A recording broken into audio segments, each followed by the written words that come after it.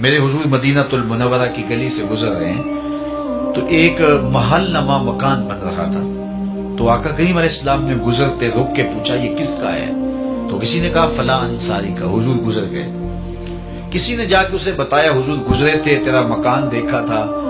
حضور کے چہرے پہ مسرت کے آثار نہیں آئے۔ انہوں نے کہا ہاں بالکل۔ خیر انہوں نے کدال پکڑا اور مکان کو زمین کے برابر کر دیا۔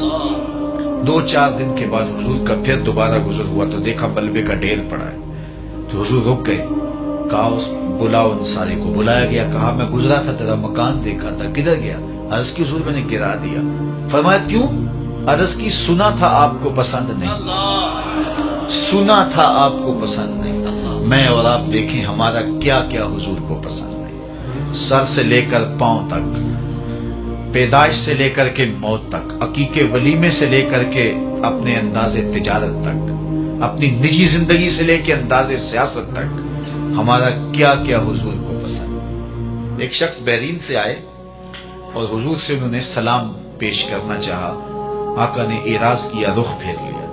وہ سمجھے شاید اتفاقاً حضور نے رخ پھیرا ہے، تو جدھر رخ پھیرا تھا تو ادھر سے جا کے حضور کو پھر سلام کیا، تو آقا نے پھر رخ پھیر لیا۔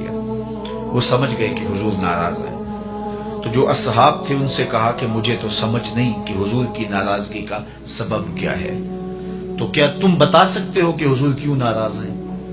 انہوں نے غور کیا تو کہا یہ تم نے سونے کی انگوٹھی پہنی ہے تو اللہ کے محبوب اس کو حرام فرما چکے ہیں اور جہنم کا انگارہ قرار دیا ہے، تو اس وجہ سے حضور ناراض ہو سکتے ہیں، ہمیں تو یہی سبب لگتا ہے۔ تو وہ آگے بڑھے اور انگوٹھی اتارتے ہوئے حضور کو پیش کرتے ہوئے کہا حضور کیا اس وجہ سے ناراض ہیں؟ تو آقا کریم نے اس کو پکڑا اور یوں پھینک دیا، ناراضگی کی وجہ ختم ہو گئی۔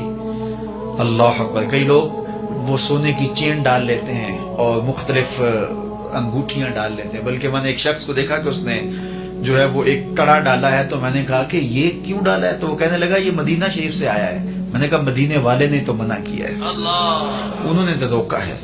تو حضور نے اس کو پھینک دیا، ناراضگی ختم ہو گئی، وہ بیٹھ گیا، مجلس جاری رہی، گفتگو چلتی رہی۔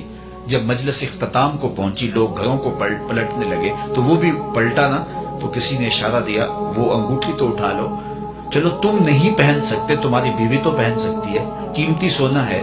تو اس نے کیا کہا؟ واللہ لا آخذہ وقد طرحہ رسول اللہ صلی اللہ علیہ وآلہ وسلم۔ اس نے کہا اللہ کی قسم میں اسے کبھی بھی نہیں اٹھاؤں گا جس کو میرے رسول نے پھینک دیا۔ تو میں اور آپ دیکھیں کہ ہم کہاں کھڑے ہیں۔ اگر ان سے محبت کا دم بھرتے ہیں، ان سے پیار الفت کا رشتہ رکھتے ہیں، تو پھر ہمارا طرز زندگی بتائیں۔ میرے استاد فرمایا کرتے تھے یہ نہ ہو کہ لوگ تمہیں پوچھے تم کون ہوتے اور تمہیں بتانا پڑے کہ ہم مسلمان ہوتے ہیں۔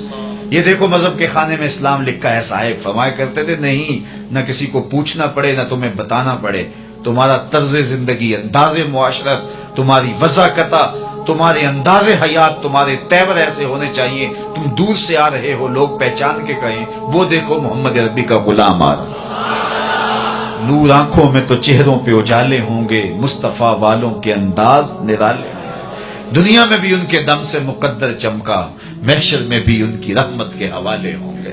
محبت خالی لفظوں سے نہیں ٹپکتی، عمل بتاتا ہے کہ یہ محب ہے، رویے بتاتے ہیں کہ یہ محب ہے۔ میں اور آپ اللہ اور اس کے رسول سے اگر محبت کرتے ہیں تو ہم اپنی محبت کا محاسبہ کریں اپنے اندر اتر کے۔